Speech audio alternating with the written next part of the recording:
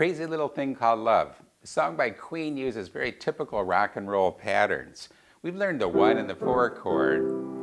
And here that 1 and 4 chord is used not just from a major chord progression that may go 1, 4 to 5, but it can be used as a way of extending the 1 chord. So we have our 1 chord, might get boring for a while, so go notice that 4 chord can be thrown in for that extension. Here's another. Very useful in a rock and roll terms. So here we have, interesting, it's not just the left hand that's doing that, but the melody actually follows that same rock and roll 1 to 4 riff, you might say. Then it goes up to a root position 4 chord. And then, of course, a little more rock and roll sort of sound with the 7th. So what we can do with this piece then is let's play it as written. But then let's play around with it a little bit. Instead of being in a simplified hand position, maybe we can throw in a bigger bass and put those chords in the right hand. Let's listen first as written.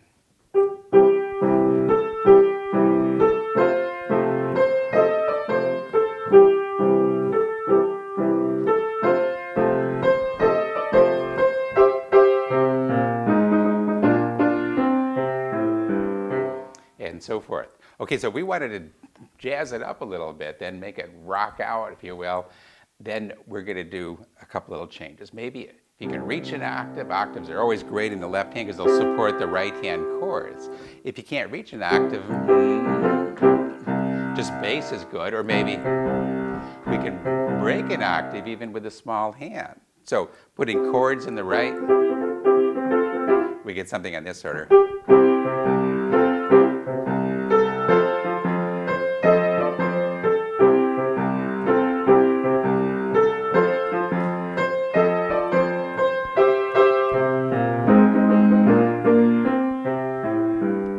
And notice what I did at the ending. Instead of just the melody, I took this full chords. Full chords are A flat major to B flat to C. Again, another little rock and roll trick. Going down from your 1 chord by a whole step major chords. And if you wanted to keep going, down to the 5 chord is a great way to go also. But we get this sequence then coming up a whole step to our 1 chord.